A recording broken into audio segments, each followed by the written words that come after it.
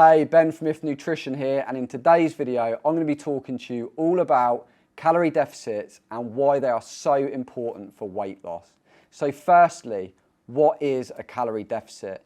A calorie deficit is basically ensuring that we consume less calories a day than what our body needs, therefore meaning we are in a caloric deficit, which means that our body needs to pull energy from our fat stores in order to meet the demands. In order to basically function for that day, our body is going to burn our fat supply because it's not getting enough external calories. So ultimately, if you want to be losing weight, you need to make sure you are in a calorie deficit. So the next question is normally, how do I work this out? Well, I've linked below to a calorie calculator. Also includes your macros as well. Click the link, head on over, it's totally free. You'll be asked for things like your age, how much you exercise, activity levels. Basically go through, pop the details in, hit go, and what it's going to do is it's going to return how many calories you need to be consuming on a daily basis to hit your goal. The calorie calculator is built so that you can set it to either lose weight, you can gain weight if you want to put on more lean muscle, or you can maintain. So in this instance, you're going to want to lose weight, so you're going to put that in as the goal. The calorie calculator will then return the amount of calories that you need to be consuming on a daily basis in order to stay in a calorie deficit. Now, for weight loss, you really want to be shooting at a decent level of calories under. So really, you want to be burning about 500 calories more than what you are consuming a day. That is going to give you a really good amount of fat burning that's going to happen within that day because you've got 500 calories difference, which means your body's going to have to try and pull that from your fat stores. If you're trying to do it by kind of going 100 calories over, whatever, your bodies are very smart. Your metabolism is just going to ramp up or ramp down, which means that your body will just adapt quite quickly. And normally what happens is when people try and set their calorie deficit, they don't set it low enough, which means that they're on this diet, they're not losing weight, and therefore, it doesn't work, I just give up. The reason you don't lose weight is you're not consuming few enough calories. You need to cut enough calories out that your body has to burn your fat supplies as fuel. Otherwise, you just are not going to lose weight. So we've worked out how to calculate it. Now, how do we track it? The easiest way is with something called like MyFitnessPal. Most people have heard of it. Free download on your phone. You set your calorie target for the day. You can calculate it out via meals so that you can make sure you've got an allocation for breakfast, lunch and dinner if that's the meals that you're eating. If you need snacks, you can kind of build that in. But that way you can almost build the framework and allocate a rough amount of calories per meal.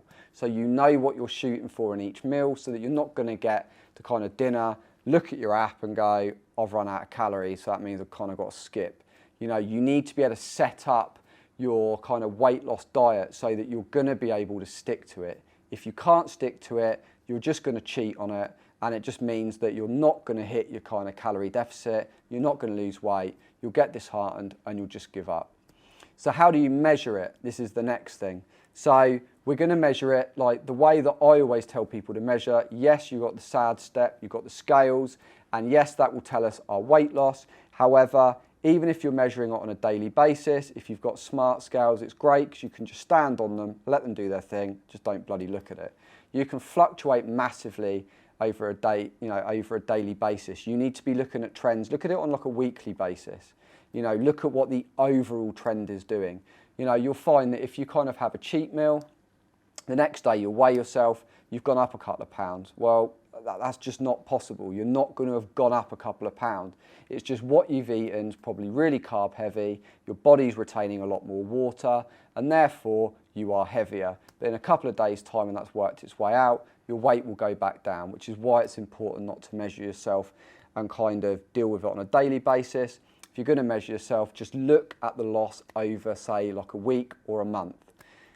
The other thing that you need to be doing, take photos. So photos in your underwear, front on, side on, back on if you can.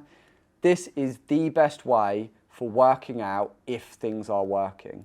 Because as you look at pictures and you save them into like a secret folder, whatever you want to do, and scan through them on a weekly basis, just take the picture every week, the same time every week, like when you get up in the morning, first thing is good.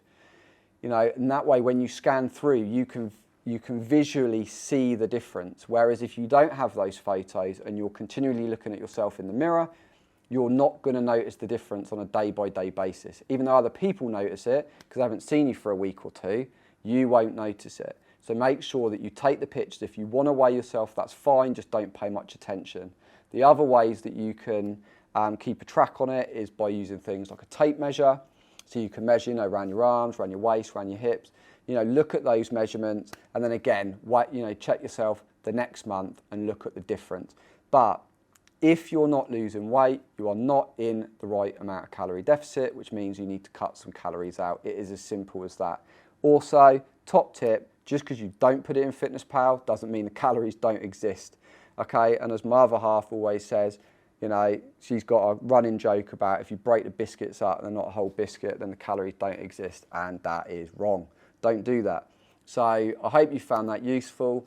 As always, let me know in the comments below what you think, and if you're going to go away and implement this. Is a calorie deficit a new concept to you, or is it something that you have been aware of for a while? If there's any kind of things you want me to clarify, let me know in the comments below, and I'll see you in the next video.